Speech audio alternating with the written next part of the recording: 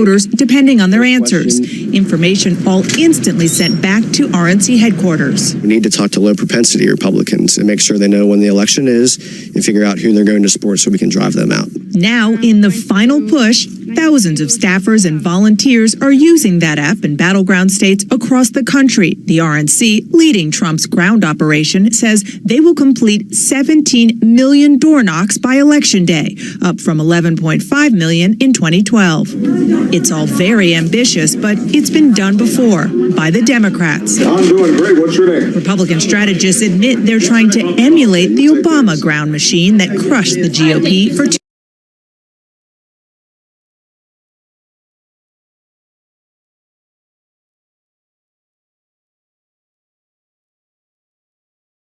cycles. My name is Mary Perkins Williams. I'm a volunteer. Armies of Democratic activists are spread out over the same key states as Republicans. Clinton campaign aides say they've signed at the end of each day. Still, the Clinton system is very high-tech, using social and digital media to build on that vaunted Obama operation. Text plan to 47246. It's now going to walk me through making my entire voting plan. A personalized plan for where to vote, when to vote, and even how to get there. Forcing people to get specific and to give a commitment. Exactly. I'm taking public transit, I'm voting in the morning, and I know my polling location, so I can get a reminder straight to my phone, straight to my pocket on Election Day to tell me to go vote. Clinton officials say volunteers are pretty much done trying to persuade voters to support Clinton. No soft Trump voters? You're done with those? We're just focused on the turnout right now. Translation, Team Clinton knows exactly who her voters are. Now it's all about making sure those voters actually cast their ballots. Dana Bash, CNN, Washington. Okay, let's talk about the specifics of this.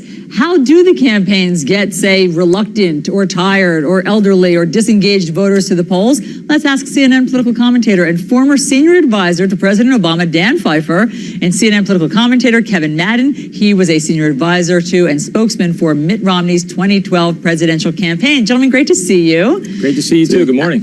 So, Dan, I want to start with you. You were part of the legend that is the Get Out the Vote, that was the Get Out the Vote for Obama. What did you do differently than campaigns before you? What worked so effectively? Well, what I think was most important about what Obama did was our campaign married science. We had sophisticated data analysis allowed us to know exactly who our voters were, where they lived, and what issues they cared about. Now, explain that to me. You knew somebody's address, and you knew for the first time whether they were Democrat or Republican, who they had voted for, how often they had voted. Like, what did you know about them? You would know if they had voted in Democratic primaries in the past. You knew based on where they lived and other data you might have about them, how likely they were to support President Obama or Mitt Romney or John McCain, and you would set a score for each voter, and then if they reached a certain score, then you would target them.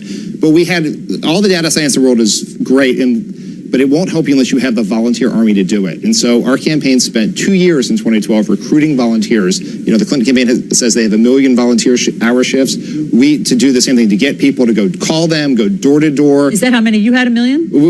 We had somewhere around that, but the Clinton campaign, I think, is built on as exceeding a lot of what we did. Okay, so Kevin, in hindsight now, what missed opportunities did your ground game have for Mitt Romney? Well, look, I mean, I think one of the things that you remember in 2012, we were going against the legendary Dan Pfeiffer and his turnout team, was that, you know, voters have to be motivated to not only vote for their candidate, but they have to go and find 10 friends or 10 relatives to also come out and vote for them. So while we did have a lot of voters that said, yes, I'm for Mitt Romney, we didn't have the same type of intensity that we needed where that same voter would go and knock on 5 doors, or make 10 phone calls and bring another group of voters to the polls. And that is, as Dan knows, particularly when you have states like Ohio and Florida that are deadlocked right now, that's the difference between winning and losing. And that's the difference between 270 electoral votes and falling short of that number. But Dan, can you just give me the nuts and bolts of this? Explain to me, you knock on a door, one of the volunteers knocks on a door, and they find an elderly man in a wheelchair. You throw that person over your shoulder, and you walk them to the, I mean, what do you do at that point? How do you get them to the polls? A good campaign will have thousands upon thousands of volunteer drivers who will go to their house, pick them up, drive them to the polling place, and take them home. Right?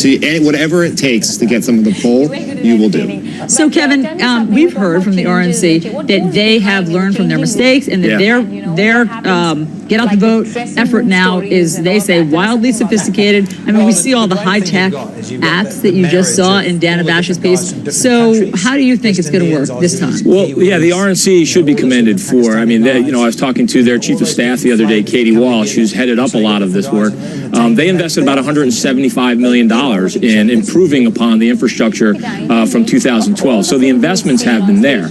I think one of the big problems or the challenges that we're going to have from here to Election Day is that while the RNC has built an incredible infrastructure, usually what happens is that the RNC will marry that with the campaign infrastructure that the candidate has built through the primary process and through the summer months.